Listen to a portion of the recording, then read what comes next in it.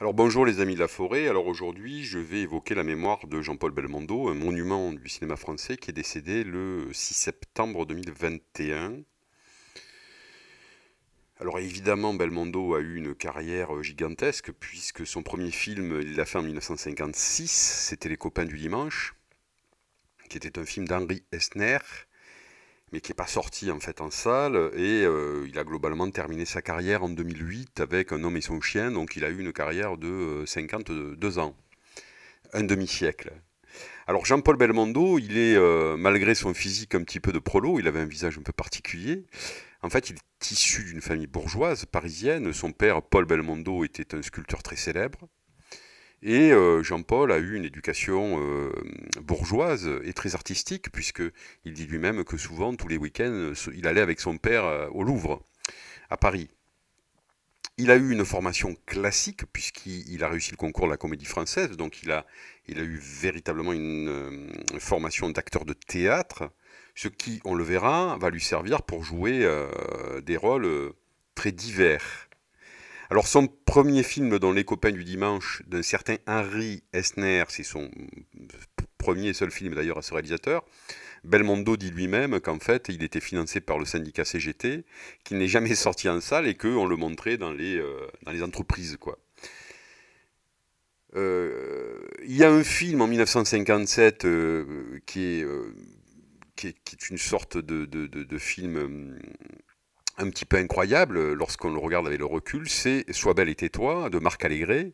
Alors c'est pas pour la qualité du film qui est une comédie, mais c'est parce qu'en 1957 il va réunir deux jeunes acteurs qui vont avoir une carrière extraordinaire. C'est le jeune Alain Delon et le jeune Jean-Paul Belmondo.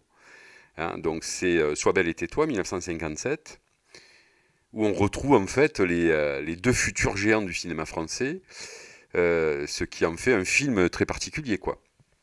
Les deux se retrouveront 50 ans plus tard dans le film de Patrice Lecomte, Une chance pour deux avec Vanessa Paradis.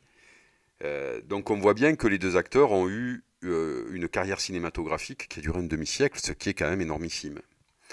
Alors, ce qui va lancer la carrière cinématographique de Belmondo, c'est le film de Jean-Luc Godard, À bout de souffle, 1960, qui est un film qui a un peu révolutionné, si je puis dire, la manière de faire du cinéma, puisque en fait, la particularité de Godard, c'est qu'il va faire exploser la narration cinématographique. Et d'ailleurs, on est toujours un petit peu étonné lorsqu'on voit ce film parce que il n'obéit pas évidemment au canon de la narration cinématographique. Alors à l'époque, Belmondo n'avait pas l'impression de faire un film qui allait marquer l'histoire du cinéma. Il le dit dans une interview chez Pivot. Bon, il dit que c'était un peu la méthode de Godard, c'était un peu le bordel. Bon, il s'est bien amusé, mais il pensait pas du tout que ce film allait avoir du succès et allait marquer l'histoire du cinéma. Ce qui va se passer malgré tout, et qui va lancer d'une certaine manière sa carrière d'acteur. Et d'ailleurs, je lisais les hommages de la presse étrangère après la mort de Belmondo, et tous les articles étrangers parlent évidemment de ce film d'À bout de souffle, et Belmondo restera à jamais l'acteur d'À bout de souffle. Il tournera deux autres films avec Godard, dont Pierrot le Fou en 1965 avec Anna Karina. Mais il ne faut pas oublier donc que c'est Godard un peu qui a lancé sa carrière. Ce qui est assez étonnant quand on voit après la carrière qu'a fait Belmondo, c'est que ça reste malgré tout un film d'auteur, si je puis dire. Belmondo, toujours dans les années 60, il va continuer un petit peu dans le registre des films d'auteur avec Jean-Pierre Melville, qui est un cinéaste avec lequel il va tourner quelques films. Il y a en 1961 le surprenant Léon Morin Prêtre, où il joue le rôle d'un religieux, ce qui est assez étonnant lorsqu'on connaît après la carrière de Belmondo avec la délicieuse Emmanuelle Riva. Moi j'aime beaucoup ce film parce que je trouve l'interprétation de Belmondo vraiment extraordinaire, ce qui illustrait le talent théâtral de cet acteur, quoi. Hein. Et je reviens toujours à cette formation classique qui lui a donné les bases pour jouer des rôles divers et variés. Il va tourner un autre film assez connu avec Melville, c'est L'aîné des fers chauds, avec l'immense Charles Vanel, et où il va jouer le rôle d'un boxeur. Boxeur d'ailleurs dont il a été, dont il a été, puisque Belmondo, il le raconte dans une interview. Il était fasciné par Marcel Cerdan. Il a écouté à la radio le championnat du monde en 48 entre Cerdan et Tonizet aux États-Unis. Et c'est après la victoire de Cerdan sur Tonizet et le titre de champion du monde que Belmondo est allé dans une salle de boxe. C'est là où il a connu d'ailleurs Charles Gérard, un autre acteur qui sera son ami pour toujours. Et dans cette histoire, l'aîné des fers chauds, c'est l'histoire d'un boxeur donc, il va se fâcher avec Melville, puisque Melville était un réalisateur très talentueux, mais assez autoritaire, voire dictatorial, et il pouvait assez mal parler aux acteurs. Et en l'occurrence, Belmondo reprochait à Melville de mal parler à Charles Vanel, et je crois qu'ils en étaient quasiment venus aux mains. En tout cas, Belmondo était parti fâché, et il ne retournera plus avec Melville. 1962, donc on est toujours dans la jeunesse de la carrière de Belmondo, et c'est là qu'il va tourner un film moi que j'aime beaucoup, de Philippe de Broca, Cartouche, avec la belle Claudia Cardinal et le plus américain des acteurs, ou le plus français des acteurs américains, Jess Hahn, un ancien soldat qui avait, bon, je veux dire, qui avait débarqué en France pendant la guerre et qui est resté. Et Cartouche, c'est un film de KPDP. Je rappelle que les films de KPDP, s'ils ont disparu aujourd'hui, étaient très courants à l'époque, hein. C'est ce qu'on appelait les films de genre. Il y avait Jean Marais notamment qui a tourné énormément de films de KPDP, Gérard Barret aussi, il y avait les personnages de D'Artagnan, de Pardaillan, et Cartouche est dans cette lignée, et moi je me rappelle que ce film enfant m'avait marqué, parce que c'était un film d'aventure évidemment, et puis il y avait une scène de torture où Jetson subit le supplice de l'eau, ça je me rappelle. Mais surtout, c'est la rencontre entre Belmondo et Philippe de Broca, une rencontre qui va être fructueuse, puisqu'ils vont faire plusieurs films ensemble euh, qui, vont, euh, qui vont avoir du succès au box-office. Et la même année, il va tourner avec Henri Verneuil, un autre réalisateur très sous-estimé, je trouve, en France, avec qui il va tourner quelques films. C'est un Singe en hiver, avec Jean Gabin, avec les dialogues de Michel Audiard. Et Un singe en hiver, c'est pas du tout un film d'aventure, c'est un film plutôt, c'est une comédie un petit peu dramatique qui narre le périple de deux pochetrons dans les bars normands. Et c'est surtout un film de dialogue avec un Jean Gabin extraordinaire. Toujours pareil, on remarque l'éclectisme de Belmondo, en tout cas en ses débuts de carrière, puisqu'il peut passer du film d'aventure, Cartouche, à un film beaucoup plus, à une comédie beaucoup plus dramatique, beaucoup plus sérieuse, si je puis dire entre guillemets. Il va retrouver Philippe de Broca en 1964 avec L'Homme de Rio. C'est certainement mon film préféré de Belmondo. C'est un film qui s'inspirait un petit peu des aventures de Tintin. Et d'ailleurs, c'est un film où un jeune conscrit, Belmondo, se retrouve plongé dans une histoire extraordinaire qui va le conduire en Amérique du Sud.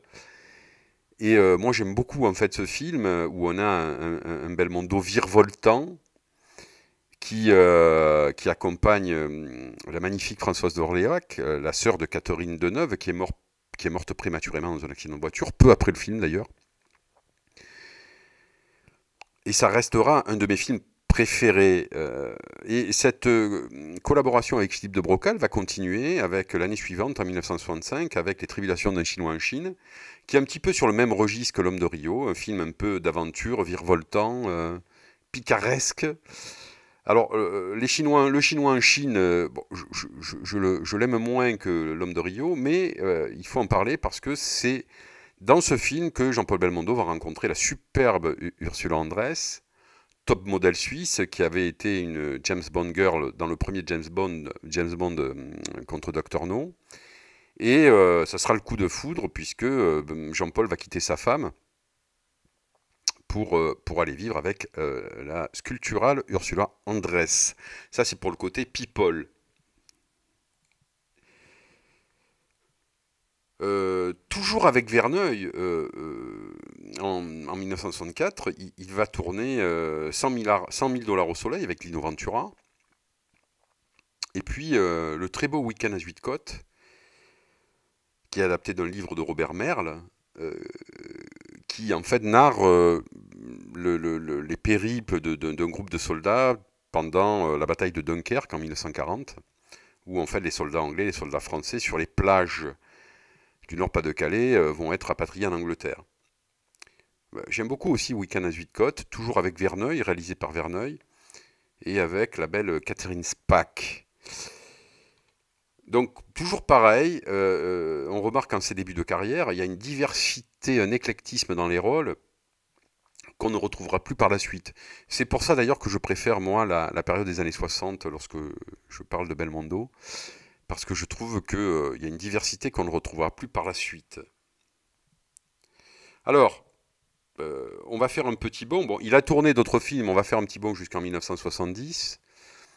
Mais dans cette période, entre 1965 et 1970, il a tourné d'autres films, dont Le Cerveau de Gérard Houry, avec David Niven et Bourvil. Houry voulait surfer sur le succès de La Grande Vadrouille, donc il avait fait ce film avec Bourvil et Belmondo. Bon, ce sera un échec relatif, puisque le film quand même a été un succès en France, mais il n'a pas atteint les chiffres attendus par les producteurs. On va directement passer en 1970, parce qu'on est obligé de parler de Borsalino. Borsalino, c'est un film qui est produit par Alain Delon, qui est joué aussi par Alain Delon, et qui va s'adjoindre l'autre star de l'époque, Jean-Paul Belmondo. C'est un duo donc qu'on avait vu dans Sois belle et tais-toi en 1958 et qu'on reverra en 2008. Mais là, c'est Borsalino, c'est l'histoire de deux gangsters à Marseille. Il y aura une suite, Borsalino & Co, 4 ans plus tard, mais il faut savoir que Borsalino a eu un succès au box-office, mais Belmondo et Delon se sont un petit peu fâchés à la fin du film, puisque Belmondo avait considéré que Delon n'avait pas respecté le contrat liant les deux hommes, il avait porté plainte devant la justice, et il avait gagné Belmondo. Il y avait une petite fâcherie donc entre les deux hommes qui n'a pas duré longtemps, hein. Et on retrouvera les deux hommes 28 ans plus tard dans le film de Patrice Lecomte, Une chance sur deux, bon, qui avait été quand même, qui n'avait pas eu énormément de succès. Il y a deux films que j'aime bien en ce début des années 70, c'est Le Casse et L'Ashkumun. Alors Le Casse, c'est un film toujours d'Henri Verneuil, l'histoire se passe à Athènes, c'est une histoire de casse, hein, bon, voilà. Et Belmondo joue le rôle du voleur et il est poursuivi par le policier Omar Sharif. Et il y a une très très belle poursuite de voiture dans les rues d'Athènes et il y a la fameuse scène avec Omar Sharif dans un silo à blé. Bon, je ne vais pas spoiler. Et puis il y a la magnifique musique d'Ennio Morricone. Ennio Morricone accompagnera de ses airs la carrière un petit peu de Belmondo, on le verra avec Le Professionnel notamment. Et puis il y a aussi un film que j'aime beaucoup, c'est L'Ashkumun de José Giovanni. José Giovanni, c'était un ancien taulard qui avait écrit un livre sur la prison, qui avait donné lieu au Trou, au film de Jacques Becker. Et Giovanni va surtout être scénariste. Et là, il va lui-même réaliser une histoire de gangster, de bandit qui se passe à Marseille, L'Ashkumun, où Belmondo est accompagné de la belle Claudia Cardinal, qu'il retrouve après 10 ans plus tard, après Cartouche. Il y avait aussi Michel Constantin, un second rôle que j'aimais beaucoup aussi, notamment dans Ne nous fâchons pas avec Ventura et Lefebvre. Et L'Ashkumun, c'est outre l'histoire, il y a la très belle musique de François de Roubaix, avec l'orgue de Barbarie, pas l'ogre, l'orgue. Alors il y a deux autres films, en tout cas un que j'aime beaucoup, c'est Le Magnifique, de Philippe de Broca, toujours Philippe de Broca, avec qui Belmondo a eu beaucoup de succès, L'Homme de Rio, Les Tribulations d'un Chinois en Chine, mais aussi Les Mariés de l'An 2, un film qu'il avait fait à Marine Jobert. Et ça, c'est une parodie en fait des films de James Bond, avec la magnifique Jacqueline Bisset, et avec un Belmondo d'une légèreté, d'une nonchalance extraordinaire. Et puis il y a un film qui, je pense, a compté dans la bébélisation de Belmondo, c'est Peur sur la ville, toujours un film de Verneuil, c'est un film policier, 1974, où c'est le premier film en fait où apparaît Belmondo tout seul, harnaché d'un flingue. L'affiche s'inspirait en fait du film Bullitt de Steve McQueen, et avec marqué le nom de Belmondo en haut, seul sur l'affiche. Ça, c'est assez nouveau. C'est-à-dire que c'est la première fois où on voit Belmondo en gros sur l'affiche, et on va voir que par la suite ça va se généraliser. Je rappelle qu'à l'époque, Belmondo avait créé sa maison de production, Cerrito Film, en 1971, et que d'une certaine manière, en créant sa maison de production, il va produire lui-même ses films et se mettre, si je puis dire, en valeur. Belmondo, en fait, va exploiter la franchise Bébel. Et je dois dire que j'aime un peu moins cette période, puisque, un peu comme avec Delon, Belmondo va faire des films avec, où un peu ce sera la seule star, et où personne ne pourra lui faire ombrage en tant qu'acteur. Bon, moi, c'est pas ma période préférée. Mais enfin, Peur sur la ville a été un énorme succès au box-office, c'est là où il commence à faire ses cascades lui-même. Il y a la fameuse scène, notamment, où il est sur le métro à Paris. Et dans ce film, il va combattre, en fait, un tueur sanguinaire, Minos, joué par un acteur italien. Et d'ailleurs, ce film, en fait, l'histoire de ce film m'a rappelé, moi, le premier Inspecteur Harry, où Clint Eastwood, en fait, affrontait un tueur sanguinaire, mais lui qui s'appelait Scorpio. Alors, bizarrement, dans la fiche Wikipédia, on ne rappelle pas, en fait, je dirais, ce film de Clint Eastwood, mais moi, le film de Verneuil me rappelle le film de Don Siegel, l'Inspecteur Harry, où on a un peu la même histoire, mais qui se passe aux États-Unis. Donc, Peur sur la ville va lancer en fait une période où Belmondo va faire du bébel. Ça va commencer avec Flic ou Voyou en 1979, un film réalisé par Georges Lautner. Alors c'est le premier film réalisé par Georges Lautner. Alors moi Lautner je l'aimais beaucoup, c'est celui qui a réalisé Les Tontons Flingueurs, qui est devenu mythique depuis, mais aussi Ne nous fâchons pas avec Ventura, Constantin et Jean Lefebvre. Et je pense que Lautner est un réalisateur très sous-coté parce qu'il a fait beaucoup de films légers. Mais moi, j'aime beaucoup ce réalisateur qui a fait des comédies absolument un peu extraordinaires, qui ressemblent d'ailleurs à la comédie à l'italienne, hein. Lautner est plutôt dans la fibre de à la limite de la comédie à l'italienne. Et là, Flic ou Voyou, c'est le premier opus en fait d'une série de films qui vont se ressembler, qui vont avoir énormément de succès au box-office, hein. C'est pour ça d'ailleurs que Belmondo va continuer, va exploiter ce filon. Ça va être Flic ou Voyou en 1979, puis après ça sera Le Guignolo, qui est un film beaucoup plus léger encore, où il y a cette fameuse scène où en fait il est suspendu à un hélicoptère, où il va aussi, il va y avoir des scènes à Venise aussi en bateau. Mais je dois dire que bon, cette période n'est pas ma tasse de thé. Il y a le fameux Le Professionnel avec la célébrissime musique d'Ennio Morricone, Shimai, qui à la limite va être plus connu que le film. Et d'ailleurs, à la limite, lorsqu'on écoute la musique, on se dit que c'est Ennio Morricone, mais on se rappelle plus que c'était la BO du Professionnel. Donc toujours pareil au niveau des affiches, Belmondo en grand, Belmondo qui sature complètement l'affiche. Et Le Professionnel sera un petit peu le film aussi qui fera un carton au box-office, qui va être suivi par Le Marginal, autre succès. Et cette exploitation du produit Bébel va s'arrêter avec Le Solitaire, réalisé par Jacques Deray, en 1987, qui sera un échec au box-office, qui va faire, je crois, moins d'1 million d'entrées, ce qui pour Belmondo est une catastrophe, quoi. Alors moi, dans cette période, il y aura quand même un film que j'aime beaucoup et qui sera un petit peu atypique, même si sur l'affiche on voit uniquement Belmondo avec le nom Belmondo en gros, c'est L'As des As. Alors bon, c'est un peu un film qui sort du lot à l'époque parce que il ne refait pas le même film que Flic ou Voyou, fait que les autres films qu'il a fait, La Bébelle Exploitation, puisque là c'est une sorte de comédie, mais un peu une comédie à l'italienne, c'est-à-dire la comédie à l'italienne, c'est l'art de traiter des sujets dramatiques de manière légère.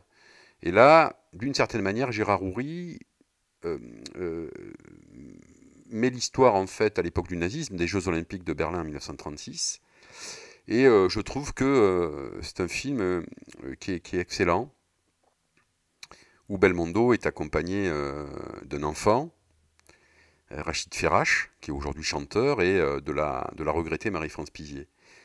C'est un film qui a eu un beau succès au box-office, et moi je trouve qu'il est certainement peut-être un des meilleurs films de Belmondo dans toute sa carrière.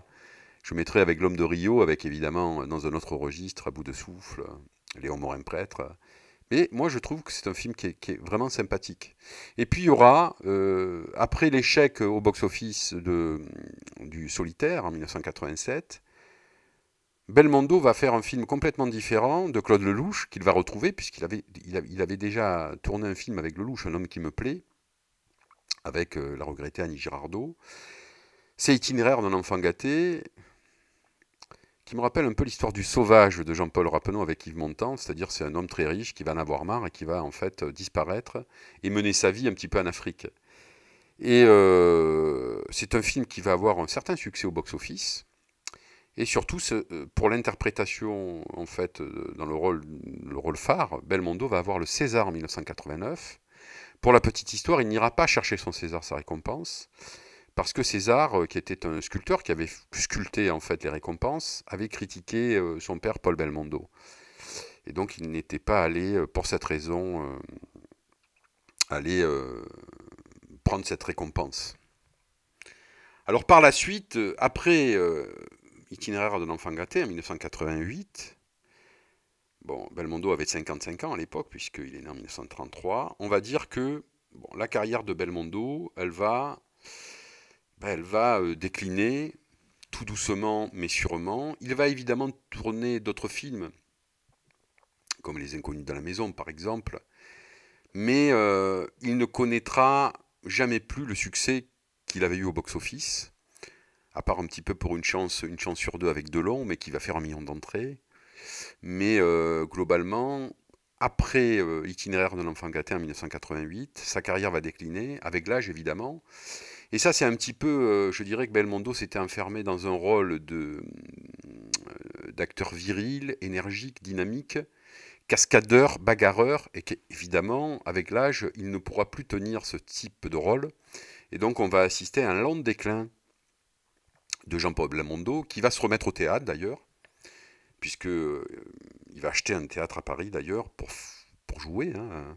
Et il va reprendre le théâtre avec le fameux Kean, la pièce de Jean-Paul Sartre. Il était dirigé par Robert Hossein.